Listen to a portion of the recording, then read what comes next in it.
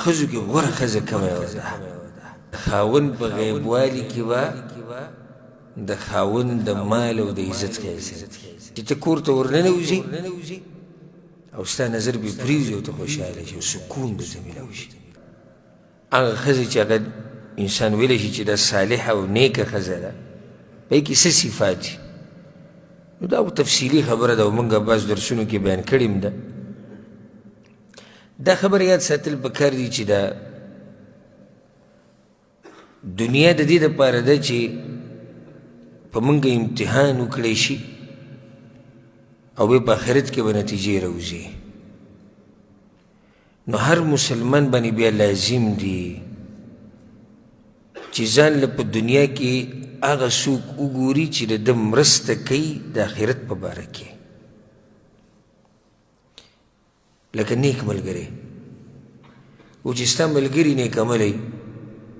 نو دا نیک ملګري د آخرت په باره کې ستا مرسته کوي دیندارۍ په باره کې ستا مرسته کوي الله ته د نزدېکت دپاره یو لار ده د نیک ملګری پیغمبر صلی الله علیه وسلم حدیث کې څه په سنن ابي داود کې شتي لا تصاحب الا مؤمنا مه ملګری کوه مګر نیک عمله مؤمن نیکانو خلکو سره کښېنه پاسه په یې کې فایده دی که د ایمان د کمزوری شوی وي نو چې د هغوی سره کښېنې پاسې نو ایمان به دې څه شي بیا برابر شي تازه به شي ښایي دنیا پرستو سره چې کښېنې نو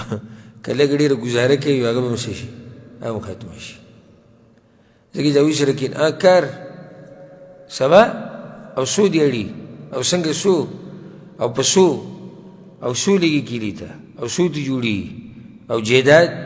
او ځمکه او پټې او کله به چوټۍ ځي او کله به راځي یو موضوع زړه ټول ګټه کي بلکل خو چې کله دینداره یي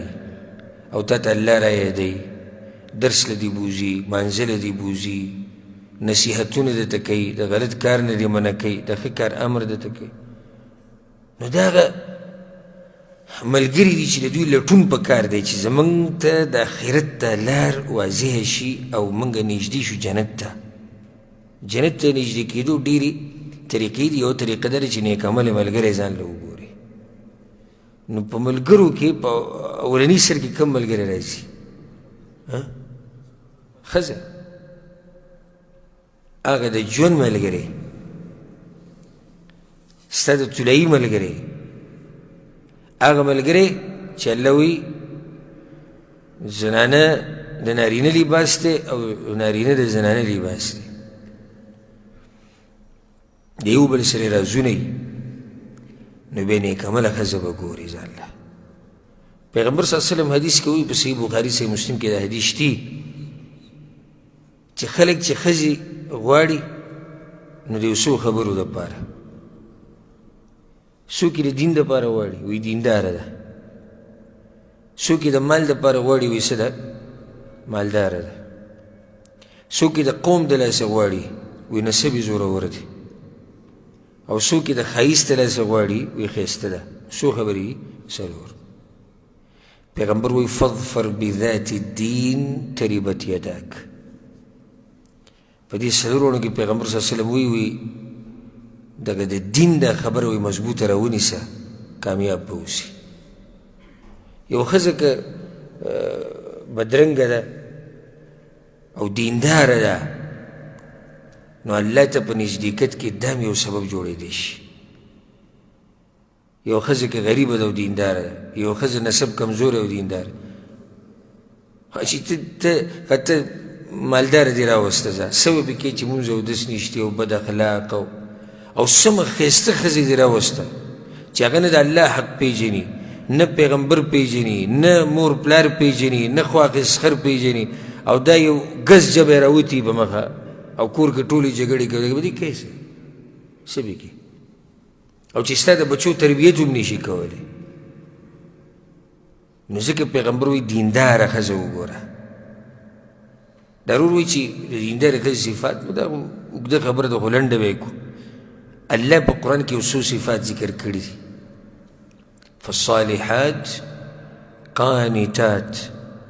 حافظات للغیب بما حفظ الله. قانتات یو صفت په نیکه ښځه کې دی، په نیک عمله ښځه کې، چې دا به د الله عبادت ډېر کوي، چې د الله عبادت ډېر کوي. اوس چې په داسې بلا واوړي چې په میاشتو کې د لږ مونځ نه کوي او نه مونځ پېژني، او دا بعض ورته خوشحاله وي سهار پراټه ډېر مزداره پخوي. ته په پراټه څه کوې؟ هغه الله نه پېژني. والله زه چې یو ښځه مونځ نه کوي، د دې لاسه ډوډۍ سړی څنګه خوري؟ زما خو دغه ډوډۍ له لاس نه ورځي، یعنې زړه مې ورته نه کېږي د هغه ښځې رزق ته چې هغه مونځ اودس نه کوي، الله نه پېژني، پیغمبر نه پېژني، عقیده یې نه ده معلومه. ناولنی صفت به پکې دی چې دا به د الله بندګي ډېره کوي. حافظات للغیب بما حفظ الله. د خاوند په غیبوالي کې به د خاوند د مال او د عزت خیال ساتي. د خاوند په غیبوالي کې به، یعنې چې خاوند نه وي، په سفر تللی دی، مزدورۍ له وتی دی، څه کار له وتی دی، دا به د خاوند د مال، د خاوند د عزت او د خاوند د بچو خیال ساتي. یو حدیث کې راځي، ډېر ناشنا روایت ته امام احمد راوړی دی، ابو هريره رضی الله عنه روایت. د پیغمبر د حدیثونه ډېر خواږه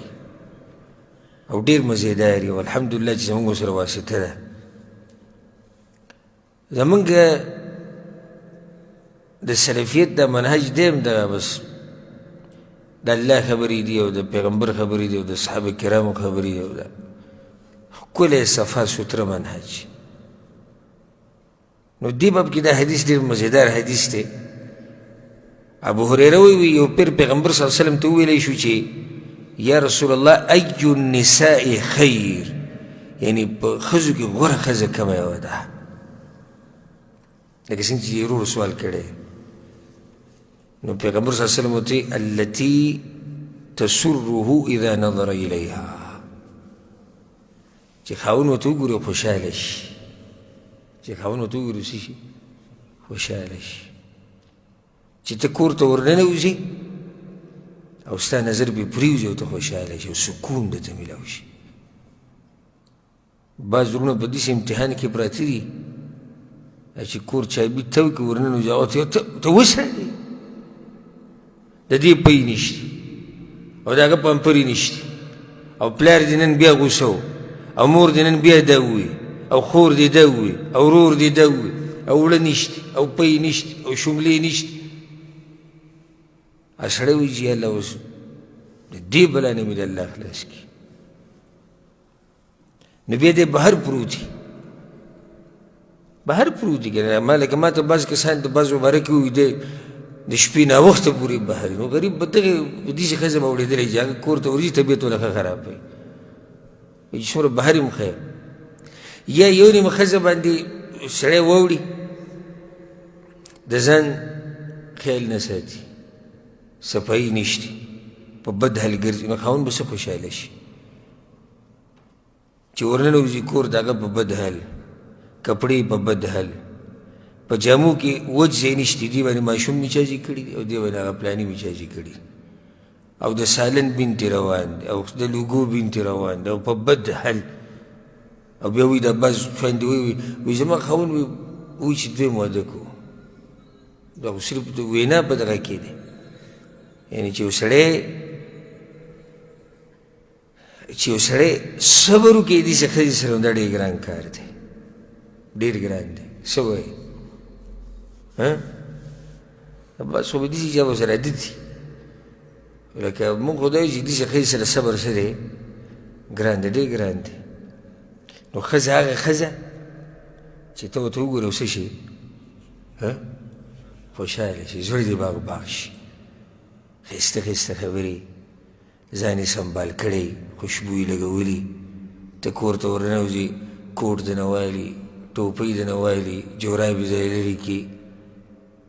ډوډۍ دله راوړي، بل شی دله راوړم، چای دله څنګه پوخ کړم، او پکې داسې تپوسونه دې نه کوي. ها دا د دغه خبرې نه دي، دا خو زه ګوره حقیقت بیانوم چې ښځه دې ته وایي ژوند داسې خلکو تېر کړو او بعض هغه دي غریبانان چې سهار او ماښام د هغوی په کور کې درز او ګپه کنځلې او جګړې او وهل ټکول او طبیعت ده او یو غد ده او دی ده د دوی د ژوند ډېر تنګي او د کور د مسلې نه دي د ګورې سړی لیونی کوي سم خیال دی بهر د مسلې ګورې سړی نه ګډوډ کوي خو د کور د مسلې سړی خرابوي نو چې ښځه داسې چې تو ته وګورې خوشحاله شي وتطیعه اذا امر پیغمبر وی بل پکې دا صفت دی چې خاوند ورته څه وایي هغه کوي چې خاوند ورته څه وایي هغه کوي ولا تخالفه في نفسها ولا في ماله بما يكره او هغه څه نه کوي د خپل ځان په باره کې او یا د مال د خاوند د مال په باره کې چې هغه د خاوند بدي شي یو حدیث کې داسې راځي امام نسائی دا حدیث راوړی دا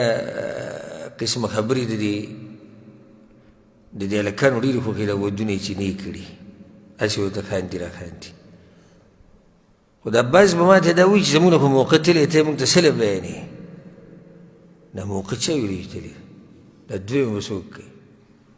او دا درېیمه به څوک کوي او دا څلورمه به څوک کوي موقع تللی هېڅ موقع نه تللی اوس که څلور یې کړي خو څه ووایم نو که څلور یې کړي هغه جدا مسله ده دې حدیث ته غوږ کښېږده ګوره پیغمبر صلی الله علیه وسلم وی تاسو ته د هغه زنانه خبر در نه کړم چې په جنت کې هم ستاسو زنانه وي یعنی جنتي زنانه کل ودود ولود مینه ناکه ښځه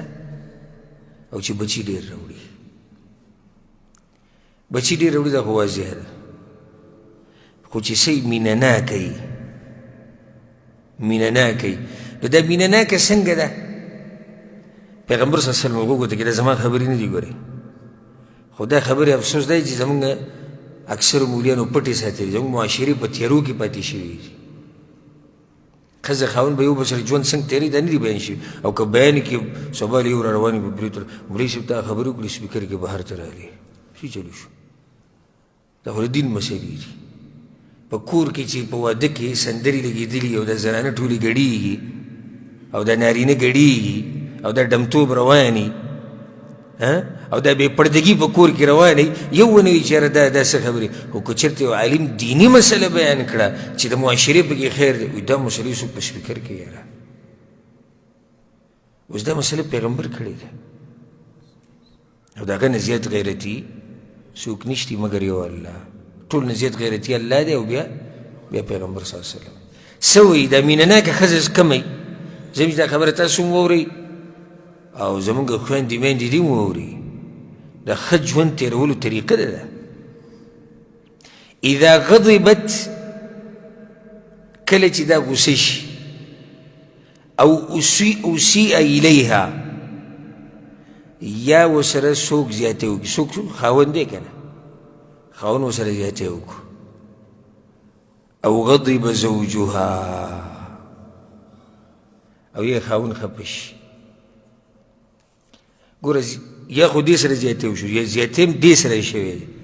او یا چې خاوند پسې خبره خفه شو دې ته وایي مینه ناکه ښځه وایي دا راشي دې خاوند ته وایي چې هذه یدي فی یدک لا اکتحل بغمض حتی ترضا خاوند ته د خپل لاس په لاس کې کېږي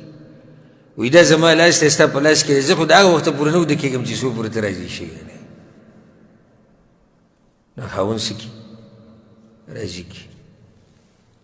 زمونږ بعض چې غریب ځان خفه کړي وي چې لږ به دروند کړم ځان هغه زر سامان وامان راوچوي زه پلار کره ځم نه غریب ویرېږي هغه بیا توبه وباسي د دې نه بعد خفه کېږم هم نه ولې دغه شان کوي که معمولي دې ځان خفه کړو پلار ته ټلیفون کوي هغه ګاډی راولېږي بس وي راځه کور ته او دا اوس روانه شي نو دا خو خاوند دی لاړه شه راضي که خوشحاله که او دغه شان خاوند لم پکار دی خیر دی دا دا هم انسانه ده که چېرته یو ورځ خفه شي یا غوسه شي هېڅ خبر نه ته راضي که ته ورته ووایه زه ګورې ډوډۍ د هغه وخته پورې نه خورم چې ته راضي شوي نه زه ګورې هغه وخته پورې نه وده کېږم چې پورې ته راضي شوي د کور به هم د مینې محبت کور د یو بل سره د داسې ښځه خاوني چې بیا په یو بل باندې ځان قربانوي او یو هغه دغه ژوند هغه روټیني ژوند څه ته وایي یعنې ښځه او خاوند دي نو ژوند خو به تېرې بله څه لارې شتي نشتي دې ته روټیني ژوند وایي او یو ژوند د څه د مینې محبت په یو بل باندې مینې په صحیح معنو سره د هغوی هغه ژوند هغوی له مزه ورکوي د هغوی هغه بچي د هغوی هغه کورنۍ هغوی له د ژوند کې مزه ښه ډېروي ولا دا یو څو صفات دي چې ذکر شوي د قرآن او حدیث کې چې دا په یو ښځه کې رالو نو څه خیال دی دا خو به اوچته ښځه ده